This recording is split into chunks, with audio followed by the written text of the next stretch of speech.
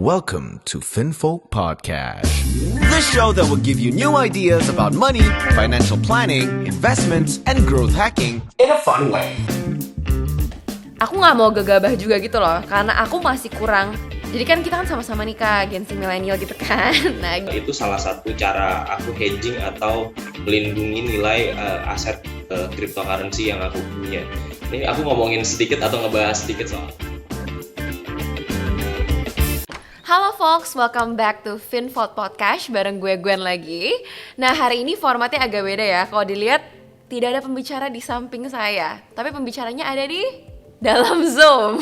Jadi memang beda karena kita juga menjaga protokol kesehatan gitu ya. Dengan kondisi sekarang, kita pasti tetap mau FinFolk Podcast ini berjalan biar ilmu-ilmu yang dibagikan tuh terus ada gitu, dan gak berhenti sampai di sini saja karena pandemi. Nah, maka dari itu pengalaman hari ini pasti beda banget, tapi kita yakin pembelajarannya nggak akan berkurang sedikit pun.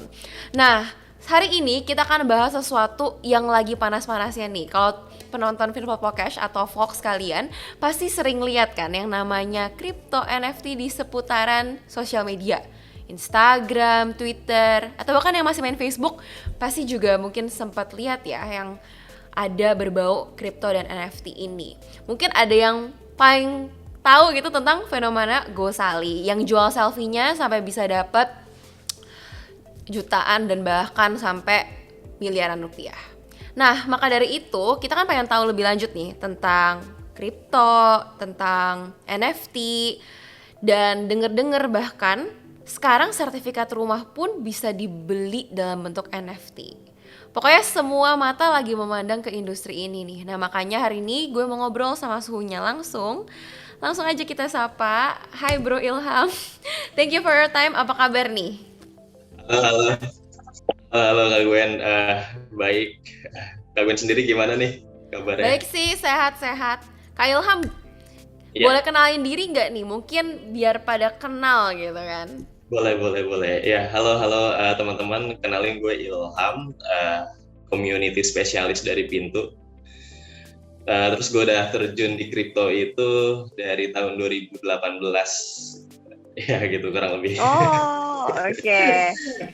Berarti udah cukup lama ya. Berarti kripto tuh mulai masuk tahun berapa ya, Kak?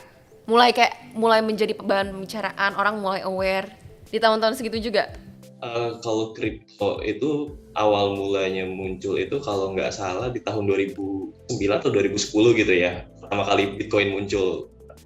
Terus di Indonesia sendiri kayaknya kripto itu mulai booming di tahun 2019 sampai 2021 tuh lumayan banyak banget orang-orang yang udah tahu soal kripto, NFT kayak gitu. Oh, jadi sebenarnya udah ada back then ya, tapi mungkin baru banyak dibicarakan lagi, apalagi especially NFT di akhir-akhir ini ya Kak. For the past berapa months lah di tahun ini sih, kayak banyak banget jadi orang kayak makin aware sama hal ini. Betul. Apalagi dengan kayak ini ya, NFT bermunculan, terus artis-artis bikin NFT, terus mereka beli NFT dengan harga yang mahal juga. Itu makin tinggi juga tuh popularitas kripto dengan seiring kayak naiknya tren NFT gitu. I see. Kak, mungkin kan di sini biar kita menyamakan persepsi ya. Karena lagi hits banget nih NFT lah, terus kripto, ini hubungannya gimana? Terus kok orang jualan kayak gambar digital kayak tadi Gosali sampai dapat miliaran. Itu apa sih gitu? Oke. In konteksnya. Konteksnya ya. Jadi sebenarnya untuk memahami NFT gitu, pertama-tama kita perlu tahu nih dua kata kunci dalam namanya dulu, Gwen. Kayak non-fungible itu kan sebenarnya berasal dari kata fungible dan juga token. Jadi kan sebenarnya fungible itu kan kayak bisa dibilang kemampuan suatu aset untuk ditukar atau diganti dengan aset serupa yang memiliki nilai yang sama kayak gitu. Jadi contohnya nih, misalkan aku punya uang kertas 10.000 dengan terus aku mau tukar 5.000-annya jadi 2. Itu sebenarnya nilainya sama kan, 10.000 juga. Iya, betul. Gitu. Nah, sementara itu kalau token adalah aset digital yang mewakili barang, layanan atau bentuk nilai lainnya gitu. Jadi sebenarnya NFT atau non fungible token ini adalah aset digital yang mewakili barang berharga dengan nilai yang tidak dapat diganti atau ditukarkan gitu. Jadi tiap NFT ini mereka memiliki data catatan transaksi di dalam blockchain. Ada nih sebuah teknologi yang NFT gitu. Jadi data ini sebenarnya berisi tentang siapa penciptanya, kemudian harga NFT-nya dan juga histori pemilikannya kayak begitu. I see. Tapi kalau hubungannya Kak antara si kripto dan NFT ini apa sih? Kalau cryptocurrency kita bisa jual beli. Atau kita ambil contoh USD gitu ya, USDT. Ada salah satu aset stablecoin namanya itu USDT. Jadi USDT ini memiliki nilai 1:1 dengan US dollar gitu. Jadi ketika kita transaksi 1 US dollar ke satu USDT ke 1 USDC. Nah, ini ada lagi USDC namanya. USDC ini stablecoin juga sama gitu. Itu akan tetap sama nilainya 1:1 dengan US dollar kayak gitu. Jadi sebenarnya secara esensi seperti itu. Nah, jadi sebenarnya data unik NFT itu bekerja seperti kayak sidik jari gitu yang memudahkan sistem memverifikasi kepemilikannya juga. Jadi pemilik atau pencipta mereka juga bisa menyimpan informasi tertentu di dalamnya. Jadi misalnya nih si pembuat dapat menempelkan tanda tangan di karya seni mereka dengan memasukkan ke dalam metadata NFT-nya kayak gitu. Jadi sebenarnya bisa dibilang kepemilikan NFT itu bersifat mutlak lah gitu. Tapi membelinya tuh dengan kripto tadi Kak? Betul. Mata uangnya? Betul, jadi sebenarnya kan kalau kita ngomongin NFT ini dia nggak lepas dari kripto juga ya Kak Gwen, karena saat ini banyak banget marketplace NFT itu yang membuka layanannya mereka untuk bisa penggunanya bertransaksi menggunakan mata uang kripto. Jadi ketika ada user atau penggunanya itu ingin membeli sebuah NFT, mereka membutuhkan cryptocurrency-nya juga gitu. Nah, jadi selain cryptocurrency-nya ini digunakan untuk alat transaksi di dalam platformnya, cryptocurrency ini juga digunakan untuk gas fee nih. Jadi bisa dibilang gas fee ini adalah biaya transaksi ketika kita melakukan transaksi NFT di sebuah layanan kayak gitu. Tapi berarti Kak, kalau ini ya ceritanya kita pemula banget nih kayak aku gitu. Kita mau ya udah aku mau terjun ke NFT gitu. Berarti yang aku perlu lakuin tahapannya apa Kak? Gambaran besarnya aja lah biar kita kebayang kurang lebih kebayang gitu. Di sini Kak Gwen juga bisa beli Ethereum dari Pintu. Kemudian kirim Ethereum-nya dari Pintu itu ke wallet MetaMask gitu. Jadi MetaMask ini adalah salah satu wallet non kustodial yang disupport juga oleh OpenSea. Jadi ketika kita mau melakukan transaksi di dalam layanannya OpenSea itu kita butuh koneksi antara si MetaMask-nya dan juga si OpenSea-nya gitu.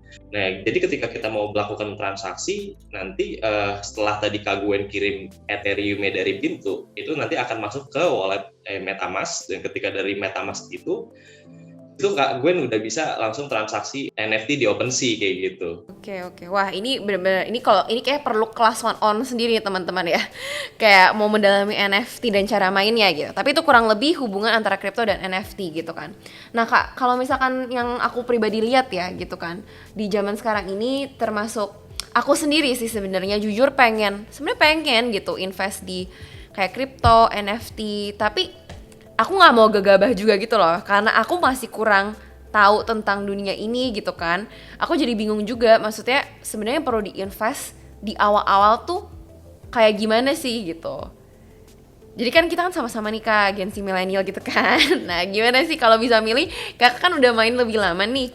Tipsnya gimana sih untuk kita bisa kayak decide whether pertama mungkin kita perlu main di sini atau enggak. Kalau iya, cara mainnya gimana gitu lah. Ini kripto ya, ngomongin kripto ya? Iya, ngomongin kripto. Oke, kalau kita ngomongin kripto nih, hal yang perlu kita tahu terlebih dahulu itu adalah fundamental dari si aset ya sih, kalau dari aku ya. Jadi mungkin salah satu bahan pertimbangannya ketika ingin memilih aset kripto itu bisa dilihat juga dari market kapitalisasinya. Jadi di sini Kak Gwen juga bisa ngecek kayak di coinmarketcap.com. Jadi di situ ada banyak pilihan aset cryptocurrency yang menampilkan data dari sisi market kapitalisasinya. Market kapitalisasi suatu aset itu besar, maka tingkat volatilitasnya pun juga tidak begitu besar gitu. Berbeda dengan aset-aset yang punya market kapitalisasi kecil nih Kak Gwen. Jadi ketika suatu aset itu punya market kapitalisasi yang kecil, dia biasanya cenderung lebih volatile gitu. Kemudian kita cari tahu juga kayak use case atau kegunaannya. Ini sebenarnya cryptocurrency ini punya kegunaan apa sih kayak gitu. Jadi banyak juga cryptocurrency di luar sana yang punya use case atau kegunaan yang digunakan di dunia nyata kayak gitu. Buat data, buat efisiensi data, kemudian juga transparansi sistem itu udah mulai banyak menggunakan teknologi blockchain. Jadi teknologi blockchain ini adalah teknologi yang ada di balik cryptocurrency gitu, dan setiap cryptocurrency ini punya masing-masing use case-nya kayak gitu. Jadi kita lihat juga nih, selain itu mungkin tambahan dari aku kayak bisa dilihat juga ekosistem dari suatu aset. Contoh Ethereum yang tadi aku sebut. Jadi Ethereum itu kan sebenarnya dia di dalamnya itu punya ekosistem yang benar-benar besar banget, luas banget, sehingga ketika aplikasi-aplikasi ini itu ingin bertransaksi atau pengguna aplikasi ini pengen melakukan transaksi, itu membutuhkan Ethereum sebagai gas fee atau biaya transaksinya, sehingga semakin banyak juga nih orang-orang yang beli Ethereum karena digunakan untuk dalam ekosistemnya sendiri kayak gitu. I see. Nah, kalau Kak Ilham sendiri memang pantauin terus kan setiap hari kayak pergerakan investasi di kriptonya atau gimana? Karena ini maksudnya aku kayak kalau aku yang kebayang tuh cara main saham kan Kak. Maksudnya kayak itu kurang lebih yang sama ini gimana sih kalau diumpamain gitu.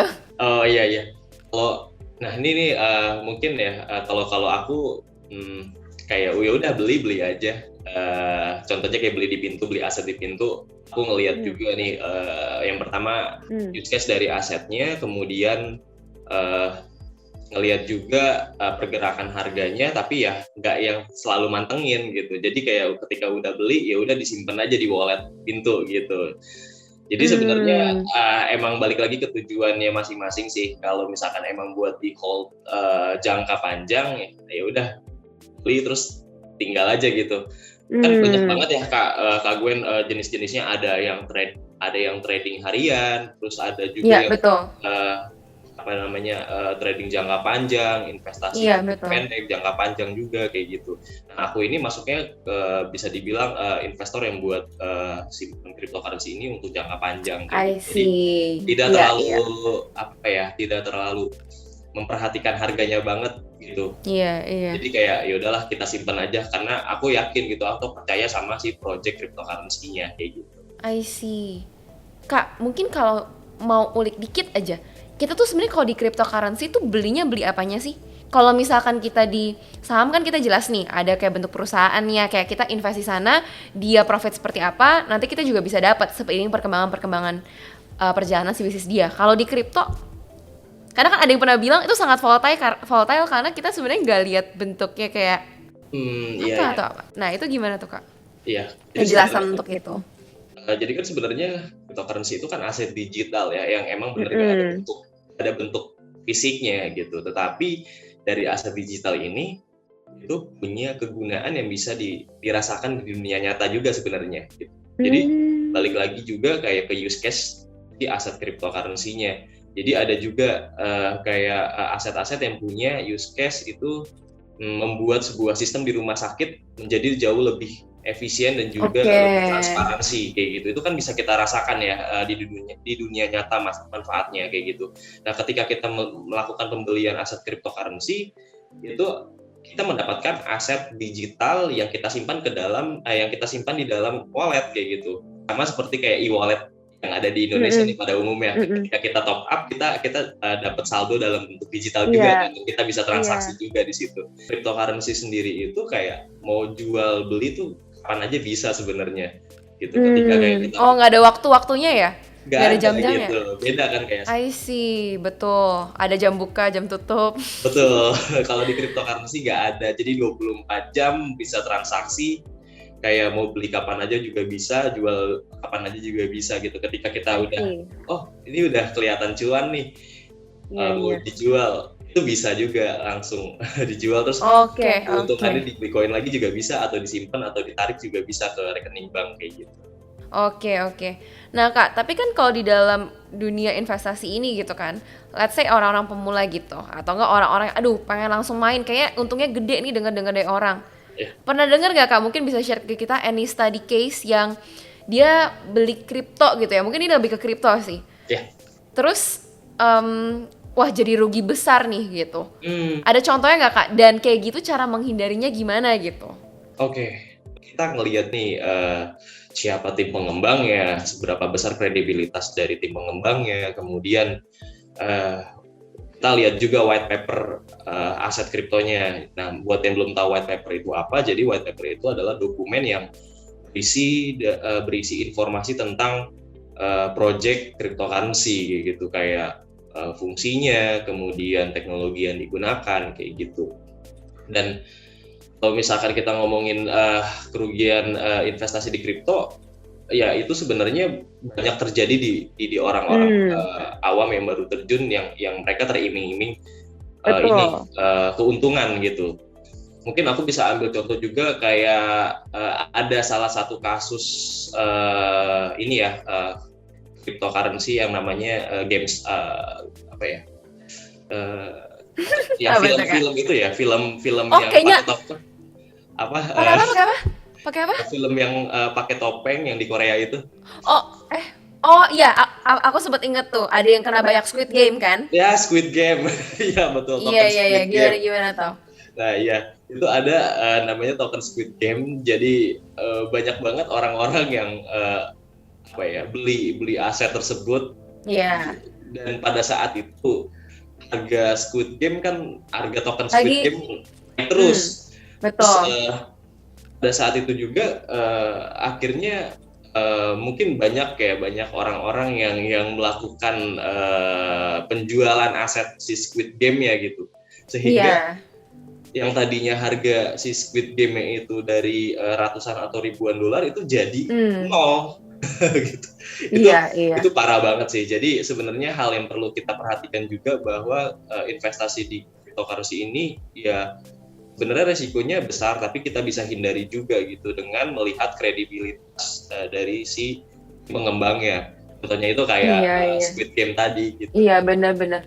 Soalnya aku inget aku ya, Kak, aku kan juga denger, aku baca gitu kan, kayak memang itu kayak dia ngambil momentum lagi hitsnya naik film, terus orang akhirnya kan berbondong-bondong, wah ini something nih gitu kan, gue mau beli nih kayak bakal naik. Taunya itu kan kayak prank tanda kutip ya, kayak kayak Iya, dia kan nunggu orang narik, ambil sebenarnya ya udah pada narik kebarengan aja gitu kan, udah ambil untung, yang rugi kan juga banyak kan. betul. Jadi banyak yang kayak maksudnya kita yang nggak ngerti, jadi kita yang banyak hilang gitu kan, Betul. Itu karena kita beli-beli yang tanda kutip ya, itu makanya jangan beli yang bodong gitu ya, kayak maksudnya kayak yes, kita betul. nggak tahu kredibilitasnya. Yang buat ini juga udah mungkin dia sebenarnya tadi kakak bilang juga use case-nya tuh apa gitu kan, nggak cuma Betul. hadir karena ya udah hadir aja, tapi di belakang ini tuh dalam bentuk apa gitu kali ya. Betul. Nah, Kak, Banyak banget sih sebenarnya betul. cryptocurrency yang bodong-bodong kayak gitu ya. Jadi buat yang amannya, teman-teman juga bisa kayak beli atau jadiin pintu salah satu opsi ini untuk melakukan pembelian aset kripto, karena aset-aset yang kita listing pun juga sudah terdaftar di Bapepti dan juga Kominfo kayak gitu. I see. Berarti udah dicek-cek juga gitu ya, kayak ini emang legit gitu kan, kurang lebih. Betul. Oke. Aku kayak harus cek dari sini. Oke, guys, anyway, nextnya Kak, mungkin kan tadi udah bahas tentang, kita udah tahu nih kayak kurang lebih lah NFT kripto apa, cara mainnya, dan kesalahan-kesalahannya seperti apa.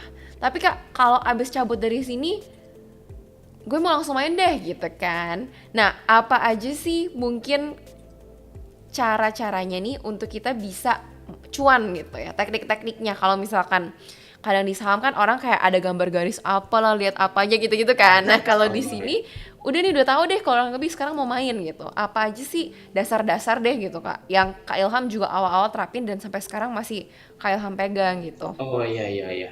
Oke, mau share sedikit aja sih paling kayak kalau cara yang pada saat itu aku lakukan dollar cost averaging atau nabung rutin sih gitu. Itu salah satu teknik atau cara berinvestasi yang aku lakukan gitu untuk karena aku tahu gitu bahwa cryptocurrency ini kan memiliki nilai yang sangat fluktuatif ya dan gak stabil gitu.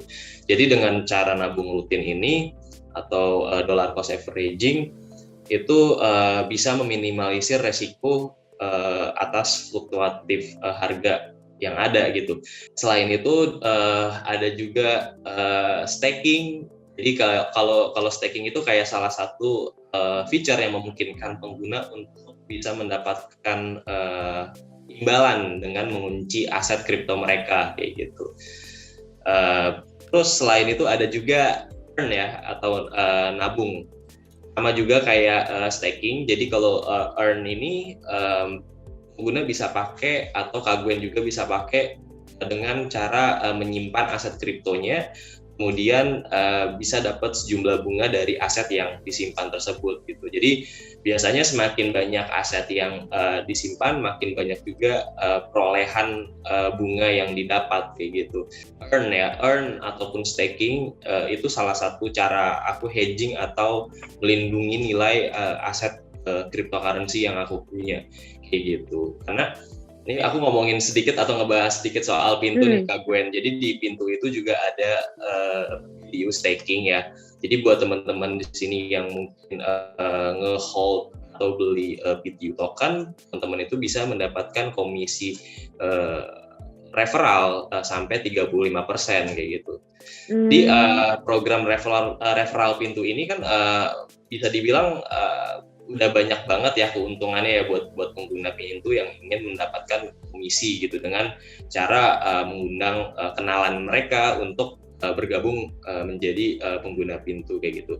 Jadi dengan melakukan staking PTU ini pengguna juga bisa mendapatkan kesempatan atau keuntungan yang lebih besar lagi nih Kak Gwen gitu, karena di situ mereka bisa mendapatkan bonus komisi referral mulai dari 5% sampai 35%. Nah contohnya nih ya, kalau misalkan Kak Gwen dapat komisi referral sebesar 1 juta dan Kak Gwen simpen PTU-nya itu di pintu dengan melakukan staking. Itu kemudian setelah itu Kak Gwen dapat referral bonus komisi referral sebesar 35%.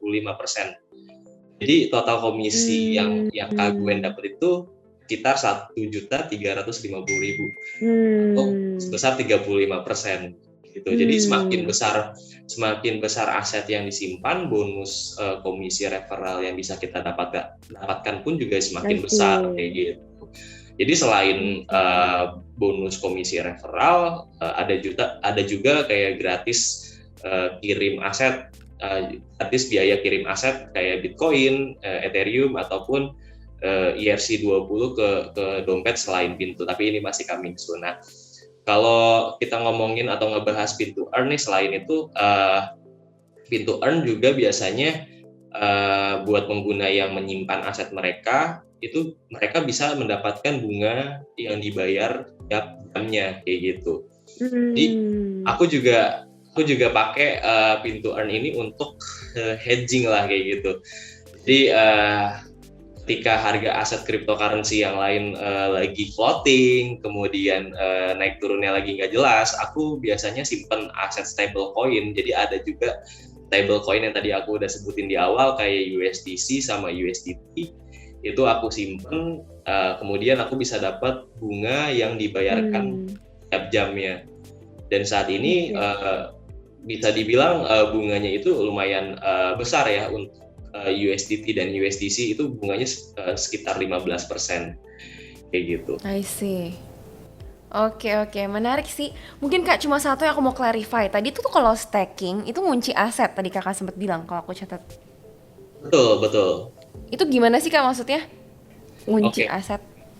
Oke, jadi sebenarnya kalau aset yang kita kunci ini itu untuk mendapatkan bonus komisi referral yang tadi aku sebut ya 5% sampai 35%. Tapi sebenarnya itu nggak ada durasi penguncian asetnya. Jadi misalkan Kak Gwen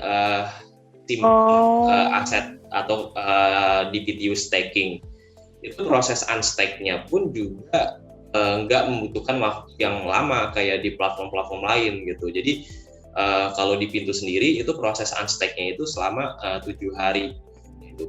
Dan kalau misalkan ngomongin staking itu kan salah satu proses penguncian ya sebenarnya, penguncian aset gitu untuk mendapatkan reward atau bonus atau imbalan gitu dari sebuah mekanisme yang digunakan gitu dari sistem proof of stake kayak gitu. Nah, kalau di Pintu sendiri agak sedikit unik nih gitu. Kalau misalkan di sini Kak Gwen bisa dapat bonus komisi referral yang tadi aku sebut 5-35% dari temennya gitu yang Kak Gwen undang gitu. Jadi sebenarnya banyak juga sih keuntungan lain untuk PTU staking ini gitu. Nah, kalau untuk cara melakukan staking di Pintu sendiri, di sini teman-teman atau Kak Gwen juga bisa melakukan pendaftaran akun Pintu terlebih dahulu gitu. Jadi setelah melakukan pendaftaran di Pintu, terus melakukan verifikasi atau QIC. Setelah menyelesaikan QIC, terus Kak Gwen di sini bisa langsung ke menu PTU token. Nah, dari situ kemudian Kak Gwen pilih atau tap tombol stake PTU. Nah, itu nanti akan muncul halaman khusus fitur PTU staking. Nah, dari situ Kak Gwen tinggal pilih atau tekan tombol stake gitu. Nah, setelah itu akan masuk dalam sebuah halaman. Jadi misalkan Kak Gwen mau masukin satu PTU pun juga bisa di staking gitu, berapapun nominal PTU yang Kak Gwen punya itu bisa di staking gitu. Nah, kemudian tentuin jumlah PTU yang pengen di staking, terus klik atau tap lanjutkan. Setelah itu nanti masuk ke halaman ketentuan. Nah, di situ bisa kita juga baca secara seksama ya, dan kita pilih kotak checklist yang tersedia gitu, dan tap tombol stake sekarang. Nah, setelah itu udah deh aset PTU yang Kak Gwen dan teman-teman sini simpen langsung masuk ke staking kayak gitu. Oh oke, iya kebayang. Jadi kayak ibarat nabung gitu ya, nggak beda dalam berapa jangka waktu berapa lama untuk itu nanti diperhitungkan kalau kita dapat komisi dan sebagainya. Ya kurang lebih agak lebih kebayang sih. Jadi kayak maksudnya nggak cuma untung dari apa yang kita invest, tapi dengan cara kita untuk keep the money di dalam kayak universe itu gitu ya, kayak itu juga ada keuntungan dari kalau kita pakai aplikasi Pintu contohnya gitu kan ya. Iya betul. Oke, thank you banget nih Kak Ilham, seru banget. Aku juga belajar banyak gitu. Jadi tambahin ilmu nih tentang NFT, tentang kripto, biar abis ini juga bisa langsung download Pintu gitu ya. Terus sambil lihat-lihat nih bisa main-main juga. Nah Fox, kurang lebih hari ini pembicaraan kita sampai sini dulu. Aku yakin hari ini juga gak cuma aku, tapi Fox di rumah juga pasti belajar banyak tentang seputar kripto dan juga NFT. Jadi thank you banget once again Bro Ilham untuk waktunya. Thank you for your time. And sampai juga Fox di episode FinVault Podcast lainnya. Oke, thank you.